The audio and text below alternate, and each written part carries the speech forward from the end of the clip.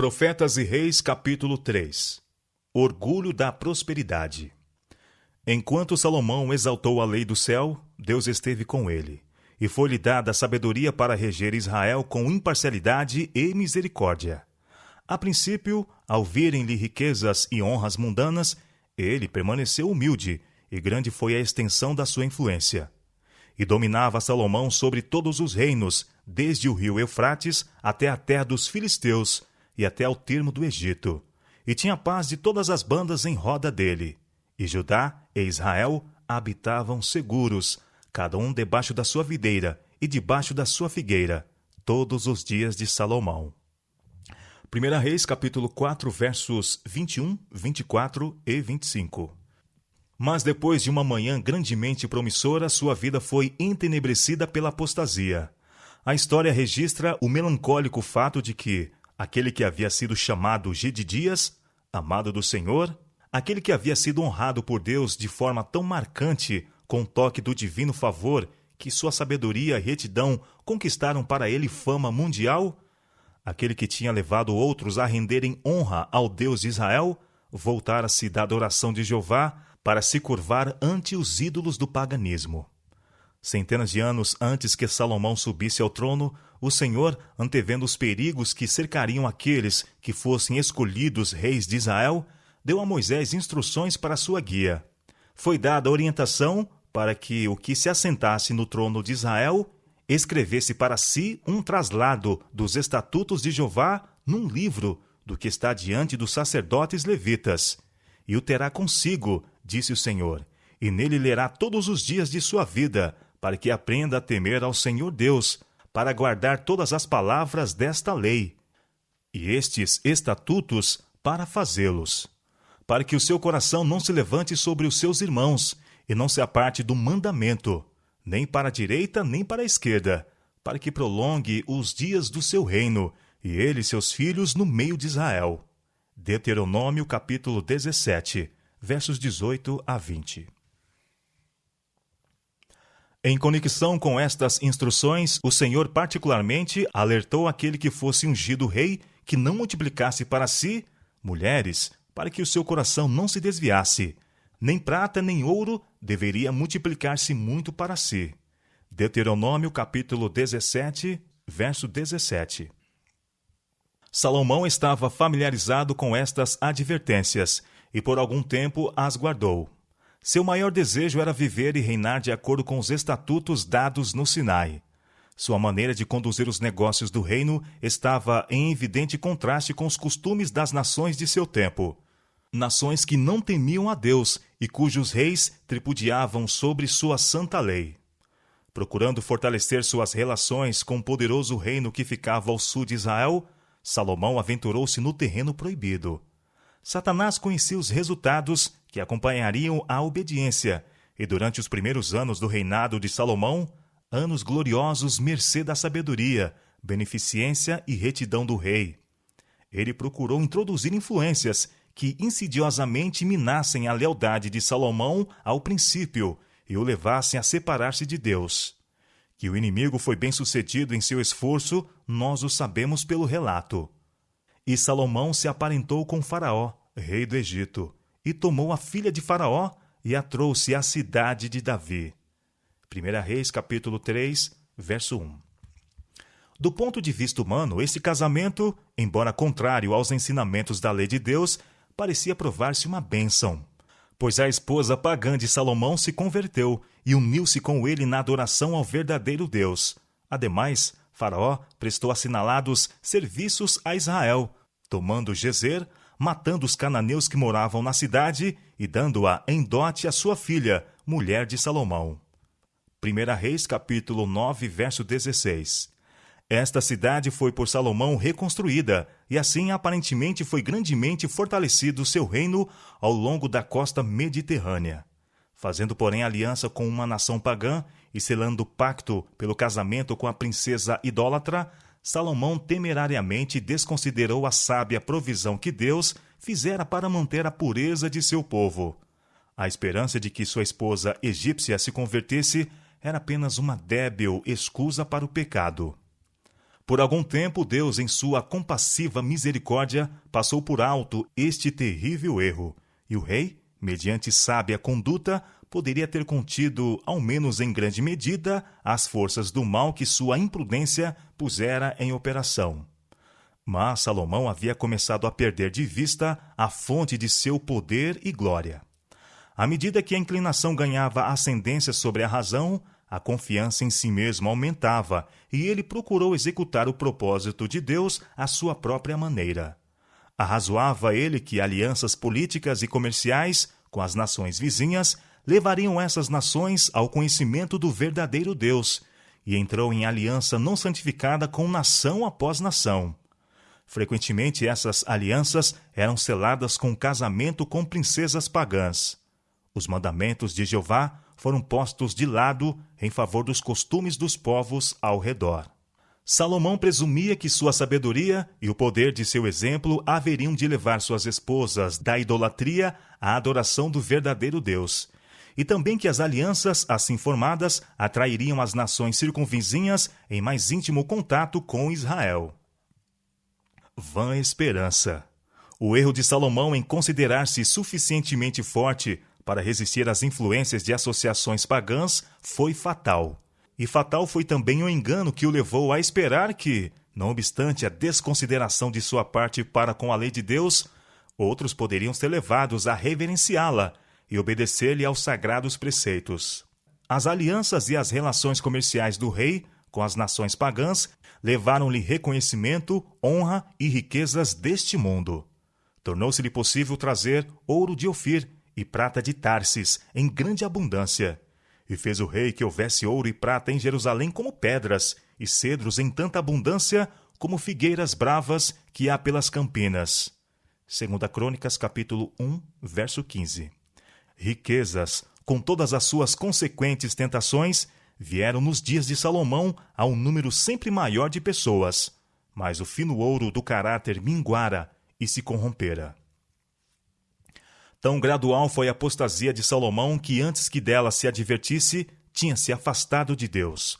Quase imperceptivelmente, começara a confiar cada vez menos na divina guia e bênção e a pôr a confiança em sua própria força. Pouco a pouco, deixou de prestar a Deus aquela obediência retilínea que devia fazer de Israel um povo peculiar, e conformou-se cada vez mais intimamente aos costumes das nações ao redor. Rendendo-se às tentações resultantes de seu sucesso e honrada posição, ele esqueceu a fonte de sua prosperidade. A ambição de exceder todas as outras nações em poder e grandeza levou-o a renegar, por propósitos egoístas, os dons celestiais até então empregados para a glória de Deus. O dinheiro que devia ter sido conservado em sagrado depósito, para benefício de pobres merecedores e para extensão, através do mundo dos princípios do santo viver, foi egoisticamente absorvido em ambiciosos projetos. Dominado por um subjacente desejo de superar outras nações em exibições exteriores, o rei subestimou a necessidade de adquirir beleza e perfeição de caráter. Procurando glorificar-se a si mesmo perante o mundo, vendeu sua honra e integridade. Os enormes proventos adquiridos através do comércio com muitas terras foram suplementados por pesados tributos. Assim, o orgulho, a ambição, a prodigalidade e indulgência produziram os frutos da crueldade e da extorsão. O espírito, considerado consciencioso, que lhe havia assinalado o trato com o povo durante a primeira parte de seu reinado, estava agora mudado. Do mais sábio e mais misericordioso dos reis, ele se degenerou num tirano. Outrora guardião do povo, compassivo e temente a Deus, tornara-se opressor e despótico. Tributo após tributo era lançado sobre o povo, a fim de serem levantados meios que sustentassem a luxuosa corte. O povo começou a queixar-se. O respeito e a admiração que haviam outrora voltado a seu rei mudou-se em desafeto e repulsa. Como uma salvaguarda contra a dependência do braço carnal, o Senhor havia advertido os que devessem reinar sobre Israel a que não multiplicassem cavalos para si. Mas, em manifesta desconsideração a este mandamento, os cavalos que tinha Salomão se traziam do Egito. E do Egito e de todas aquelas terras traziam cavalos a Salomão. Também ajuntou Salomão carros e cavaleiros, de sorte que tinha 1.400 carros e 12.000 cavaleiros. E os levou às cidades dos carros, e outros ficaram junto ao rei em Jerusalém. 2 Crônicas, capítulo 1, verso 16, capítulo 9, verso 28 e 1 Reis, capítulo 10, verso 26. Cada vez mais o rei apreciava o luxo, a consideração pessoal e o favor do mundo como indicações de grandeza. Mulheres belas e atrativas foram trazidas do Egito, Fenícia, Edom e Moabe e de muitos outros lugares. Essas mulheres se contavam por centenas. Sua religião era idolátrica e havia-lhe sido ensinada a prática de ritos cruéis e degradantes.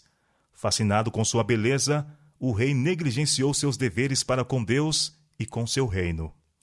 Suas esposas exerciam forte influência sobre ele e gradualmente prevaleceram no sentido de fazerem-no unir-se a elas em seu culto. Salomão tinha desconsiderado a instrução que Deus havia dado para servir de barreira contra a apostasia, e agora entregara-se à adoração de falsos deuses.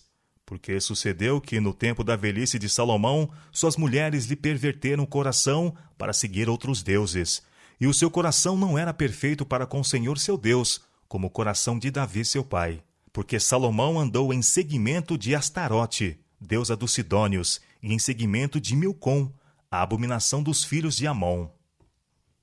Na elevação sul do Monte das Oliveiras, oposto ao Monte Moriá, onde se erguia o belo templo de Jeová, Salomão ergueu um importante bloco de edifícios para serem usados como santuários idólatras. Para satisfazer suas esposas, colocou enormes ídolos, desproporcionais imagens de madeira e pedra, entre as alamedas de murta e oliveiras. Aí, diante dos altares das deidades pagãs, Camus, a abominação dos Moabitas, e Moloque, a abominação dos filhos de Amon, foram praticados os mais degradantes ritos do paganismo. A conduta de Salomão trouxe sua inevitável penalidade. Sua separação de Deus pela comunhão com idólatras foi sua ruína. Abjurando sua aliança com Deus, perdeu o domínio de si mesmo. Sua eficiência moral desapareceu. Sua fina sensibilidade emboltou-se e cauterizou-se sua consciência. Aquele que no início de seu reinado havia demonstrado tanta sabedoria e simpatia em restituir um desamparado bebê à sua desafortunada mãe, caiu tão baixo a ponto de consentir na ereção de um ídolo ao qual se ofereciam em sacrifício crianças vivas. Aquele que na sua juventude fora dotado de discrição e entendimento e que em sua forte varonilidade havia sido inspirado a escrever: há um caminho que ao homem parece direito, mas o fim dele são os caminhos da morte. Em seus últimos anos, afastou-se tanto da pureza a ponto de favorecer ritos licenciosos e revoltantes relacionamentos com a adoração de Camus e Astarote. Aquele que na dedicação do templo tinha dito a seu povo: seja o vosso coração perfeito para com o Senhor nosso Deus, tornara-se um transgressor, negando no coração e na vida suas próprias palavras. Ele tomou licença por liberdade. Procurou, mas a que preço? Unir a luz com as trevas, o bem com o mal, a pureza com a impureza, Cristo com Belial. Depois de haver sido um dos maiores reis que já empunharam um cetro, Salomão tornou-se um libertino, instrumento e escravo de outros. Seu caráter, outrora nobre e viril, tornou-se debilitado e efeminado. Sua fé no Deus vivo foi suplantada por dúvidas ateísticas. A incredulidade mareou sua felicidade. Enfraqueceu-lhe os princípios e degradou-lhe a vida. A justiça e magnanimidade dos primórdios de seu reinado transmudaram-se em despotismo e tirania. Pobre, frágil natureza humana! Pouco pode Deus fazer por homens que perdem o senso de dependência dele. Durante esses anos de apostasia, o declínio espiritual de Israel progrediu firmemente. Como poderia ser diferente se seu rei havia unido seus interesses com instrumentalidades satânicas? Através dessas instrumentalidades, o inimigo operou para confundir a mente dos israelitas com respeito ao verdadeiro e ao falso culto, e eles se tornaram presa fácil. O comércio com outras nações levou-os a íntimo contato com os que não tinham amor a Deus, e seu próprio amor por ele foi grandemente diminuído. Seu agudo senso do elevado e santo caráter de Deus foi amortecido. Recusando seguir na trilha da obediência, transferiram sua vassalagem para o inimigo da justiça. Tornou-se comum a prática de intercâmbio matrimonial com idólatras, e os israelitas depressa perderam sua repulsa pela idolatria. A poligamia foi tolerada. Mães idólatras levaram seus filhos a observar ritos pagãos. Na vida de alguns, o puro serviço religioso instituído por Deus foi substituído pela idolatria do mais negro matiz. Os cristãos devem manter-se distintos e separados do mundo, de seu espírito e influência. Deus é perfeitamente capaz de guardar-nos no mundo, mas nós não devemos pertencer ao mundo. O amor de Deus não é incerto e vacilante. Ele vigia sempre sobre seus filhos com desmedido cuidado, mas requer submissão integral. Ninguém pode servir a dois senhores, porque ou há de odiar um e amar o outro, ou se dedicará a um e desprezará o outro. Não podeis servir a Deus e a Mamom. Mateus capítulo 6, verso 24. Salomão fora dotado com maravilhosa sabedoria, mas o mundo o afastou de Deus. Os homens hoje não são mais fortes do que ele o era. São igualmente inclinados a ceder às influências que lhe provocaram a queda. Assim como Deus advertiu Salomão do perigo que o ameaçava, assim adverte ele hoje a seus filhos, a que não ponham em perigo suas almas pela afinidade com o mundo.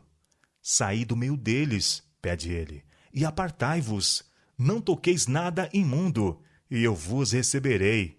E eu serei para vós pai, e vós sereis para mim filhos e filhas, diz o Senhor Todo-Poderoso. 2 Coríntios capítulo 6, versos 17 e 18. No meio da prosperidade ronda o perigo. Através dos séculos, riquezas e honra sempre têm se feito seguir do perigo para a humildade e espiritualidade.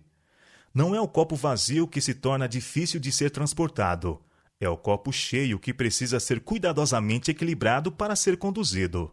A aflição e a adversidade podem causar tristeza, mas é a prosperidade que representa maior perigo para a vida espiritual.